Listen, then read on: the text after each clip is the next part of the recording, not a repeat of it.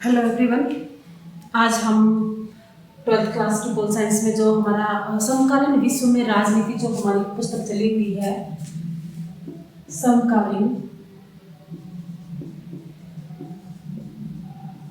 विश्व में राजनीति,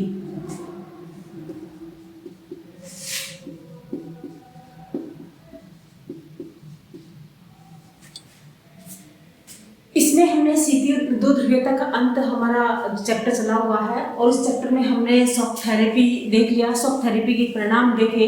उसके बाद हमने देखा कि सोवियत संघ जो है उसके बीच में, सोवियत संघ में, कहाँ, पूर्व सोवियत संघ, हम पूर्व सोवियत संघ कह सकते हैं क्योंकि सोवियत संघ का अंत हो गया। सोवियत संघ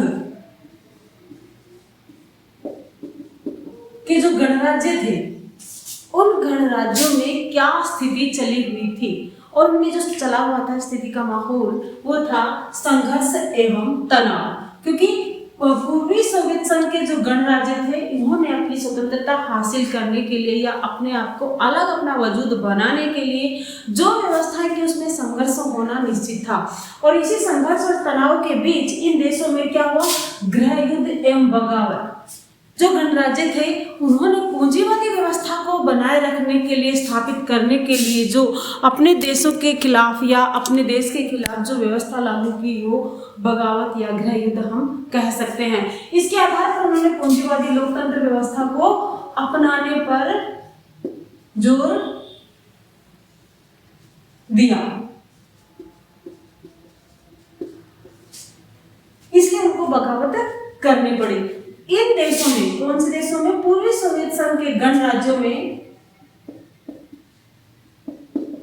बाहरी ताकतों की भी दखल अंदाजी हुई क्योंकि हमें पता है पश्चिमी यूरोप में पूंजीवादी देश थे और पूंजीवादी देश यानी कि संयुक्त राज्य अमेरिका चाहता था कि पूर्वी यूरोप भी हमारे ही तरह कार्य करे या यहाँ भी पूंजीवादी व्यवस्था स्थापित हो जाए।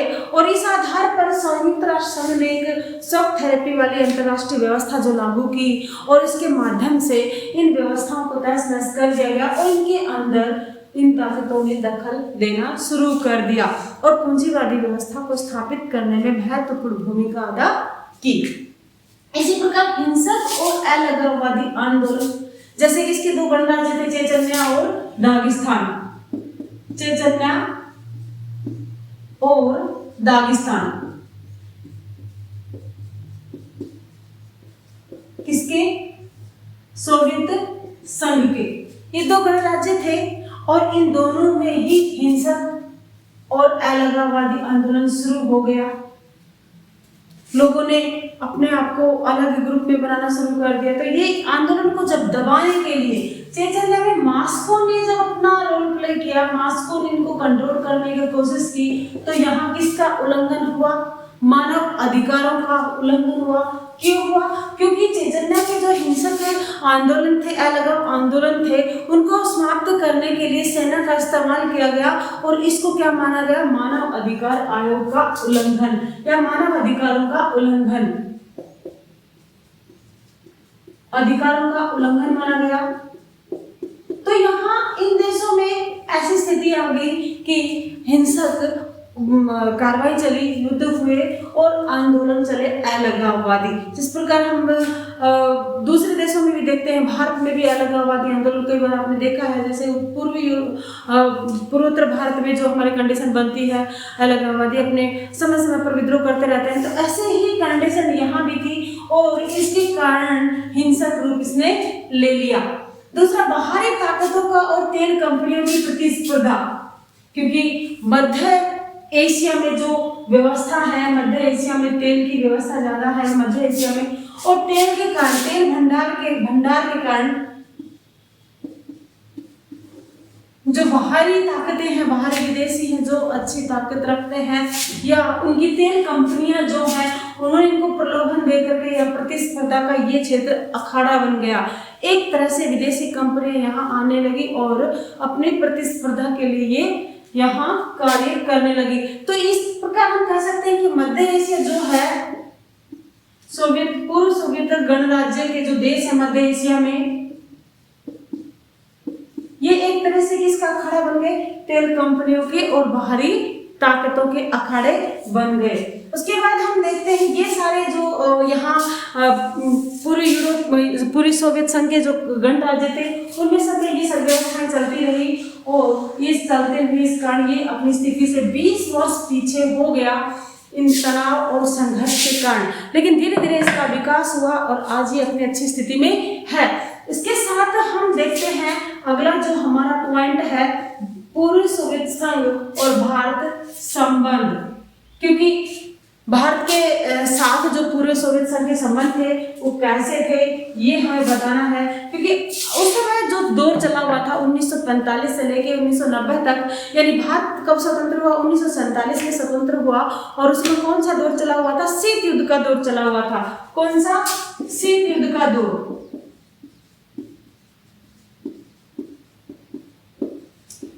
और शीत युद्ध के दौर के कारण भारत ने जो व्यवस्था अपना रखी थी कि जो विश्व की दो महाशक्तियां हैं, दोनों शक्तियों से अपने आप को दूर रखना, तटस्थ रखना, और इसके आधार पर उन्होंने एक आंदोलन चलाया, गुट निरपेक्ष आंदोलन।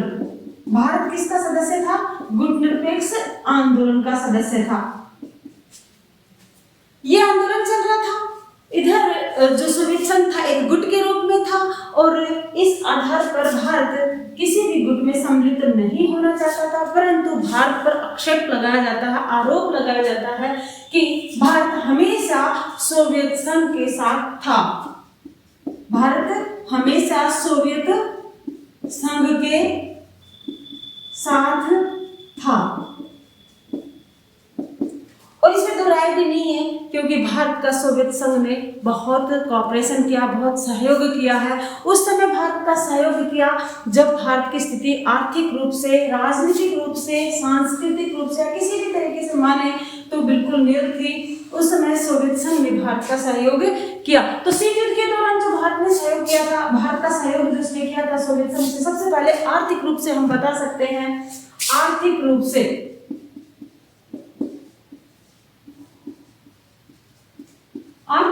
सोवियत संघ ने भारत का सहयोग किया, क्योंकि भारत अभी स्वतंत्र हुआ था, भारत अभी गरीब राष्ट्र की कैटेगरी, विकासशील राष्ट्र की कैटेगरी में था और सोवियत संघ ने इसका सहयोग किया। हमें पता है कि भारत ने जो भिलाई है,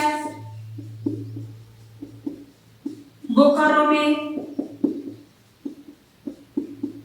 विशाखापट्टनम में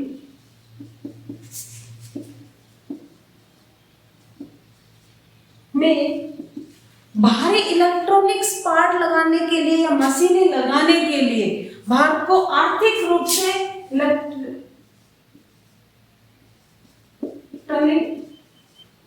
मशीनें या कारखाने, इलेक्ट्रॉनिक मशीनें दी और तकनीक अपनी दी, आर्थिक रूप से सहयोग लिया यहाँ कारखाने लगाने के लिए।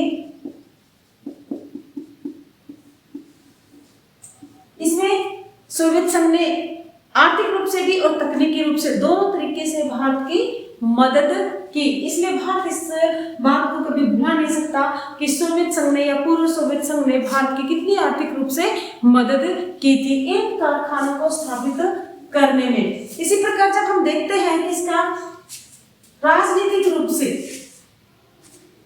आर्थिक रूप से तो सहयोग था ही, साथ में राजनीतिक रूप से, राजनीतिक संबंध कैसे थे?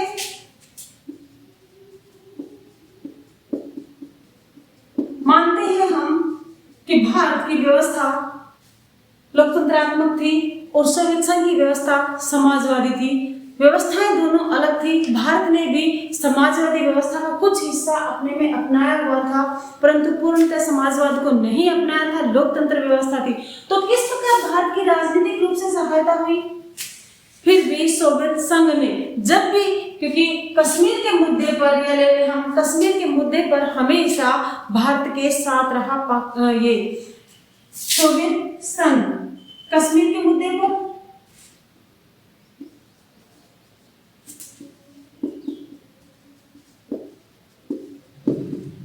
जब भी कश्मीर के मुद्दे पर संयुक्त राष्ट्र संघ में भारत को सहायता की जरूरत हुई तो सोवियत संघ ने भारत की सहायता की। इसी प्रकार 1971 के युद्ध में भी जो भारत को सहायता चाहिए थी, 1971 का जो भारत और पाकिस्तान का युद्ध हुआ था, पाकिस्तान का और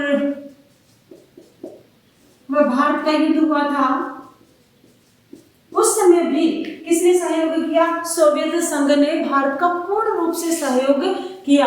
तो राजनीतिक रूप से भी भारत के सोवियत संघ के साथ संबंध थे जो प्रगाढ़ थे, गहरे थे, उसमें कोई दो राय नहीं है। हालांकि इस युद्ध के आधार पर भारत ने सोवियत संघ का जो सैन्य बढ़ोतरी का पक्ष था वो कभी लिया नहीं, ना ही उसको इग्नोर किया। इसीलिए भारत के संबंधों के लिए गुटनिरपेक्षता की जो व्यवस्था आती है, इसके लिए भारत हमेशा आलोचना का शिकार रहता है कि भारत ने गुटनिरपेक्षता के सिद्धांत को नहीं अपनाया, क्योंकि इसने सेकेंड गुट जो सोवियत संघ था, दूसरी दुनिया जो सोवियत संघ था, उसका हमेशा समर्थन लिया और उसका साथ दिया। तो राजनीतिक रूप से ये थे हमारे संबंध, उसके आधार पर सैन्य संबंध भी हमारे सोवियत संघ के साथ मजबूत थे। सैन्य संबंध में हमने देखा कि सबसे ज्यादा जो हथियार थे वो भारत को किसने दिए? सोवियत संघ ने दिए। जब 1971 में भारत और पाकिस्तान का युद्ध हो रहा था, उस समय भी भारत को आर्थिक साथ साथ सैन्य सामान भी, सैन्य साजो सामान भी किसने? सोवियत संघ ने दिए भारत को। तो इस आधार पर हम कह सकते हैं कि सैन्य आधार पर भी भारत और सोवियत संघ के संबंध है जो मजबूत है, उसमें कोई दो राय नहीं है। सैन्य संबंध, सैन्य संबंध कि जितने भी सैन्य संबंध है, यानी कि जो सैन्य सामान है, हथियार है, पनडुब्बियां हैं, ये सब भारत को सोवियत संघ ने दी। और 1971 के युद्ध में तो पूर्णतः से भारत ने इसका सहयोग किया। सबसे ज्यादा सोवियत संघ ने, सोवियत संघ ने 1971 के युद्ध में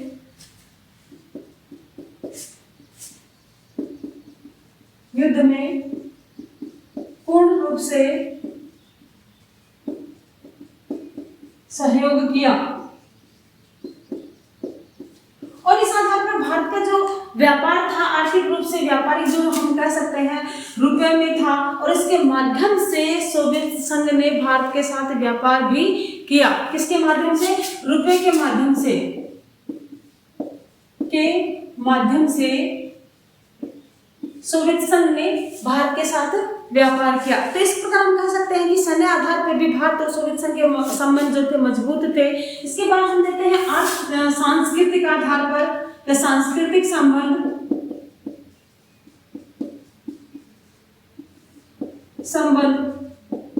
वो इसलिए कि भारत की जो हिंदी फिल्में हैं, भारत के हिंदी प्रोग्राम है या भारतीय जो कलाकार हैं, उनको सोवियत संघ में बहुत ज्यादा सम्मान मिलता है हिंदी फिल्मों को।